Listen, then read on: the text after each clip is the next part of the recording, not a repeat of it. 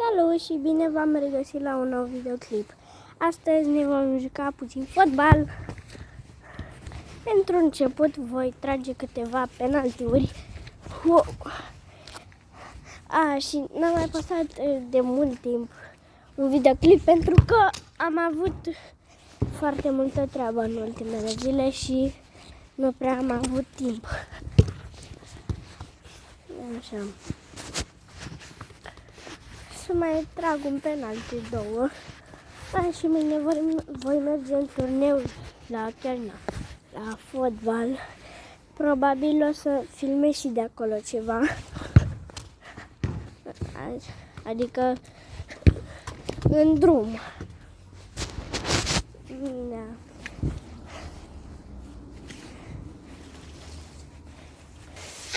Mai devreme am făcut un trick shot. Deci am dat mingea aici. Stați. Aici. În mijloc. Și aș vrea să-l mai fac o dată, poate mi iese.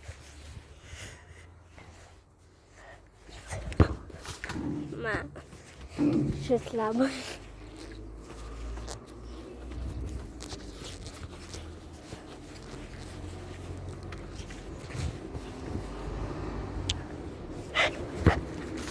Oh.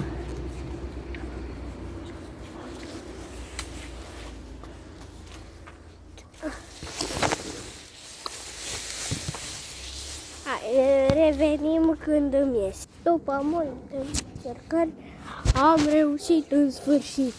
Cred că ați dat skip la vreo 10 minute. A durat destul de mult să-mi iasă.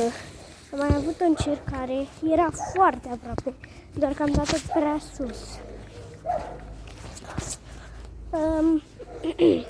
O să mai trag câteva șuturi de la distanță.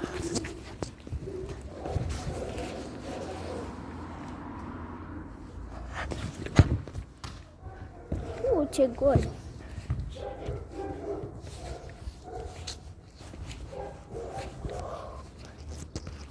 Da, și ziceam că mâine cred că o să mai fac un videoclip spre Chiajna la Dynamic Park.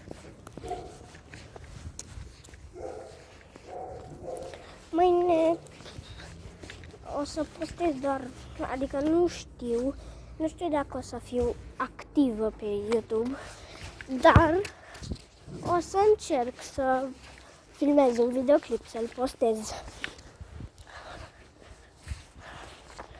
Și dacă vă întrebați de ce n-am mai postat videoclipuri cu blocurile mele de desen, este că n-am avut timp.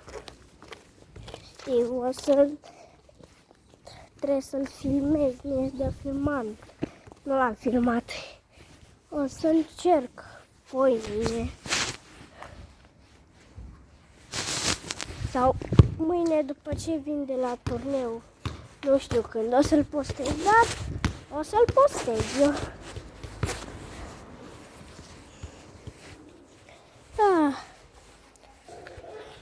Am pus pauză din greșeală, dar mă rog. De unde să mai trag? Să mai fac niște trick shot-uri, dar nu știu ce.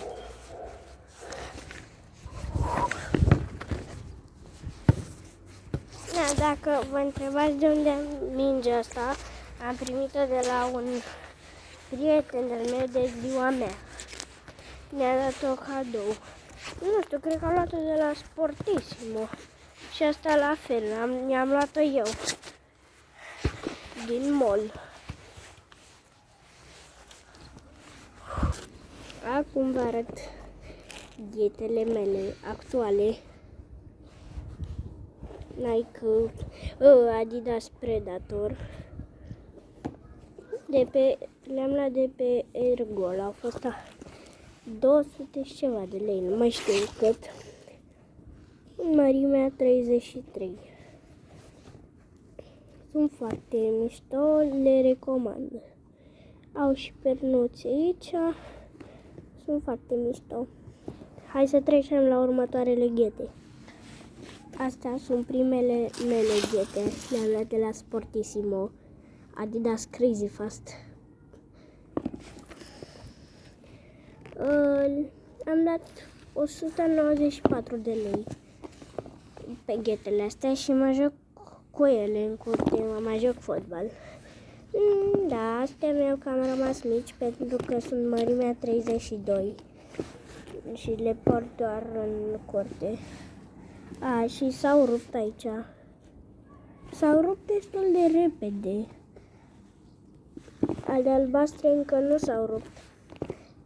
Și de ale albastre am uitat să vă zic că le-am luat de pe Ergol. Așa cred eu că am uitat. Și acesta a fost videoclipul de astăzi. El este câinele meu, Oscar, care vă spune pa!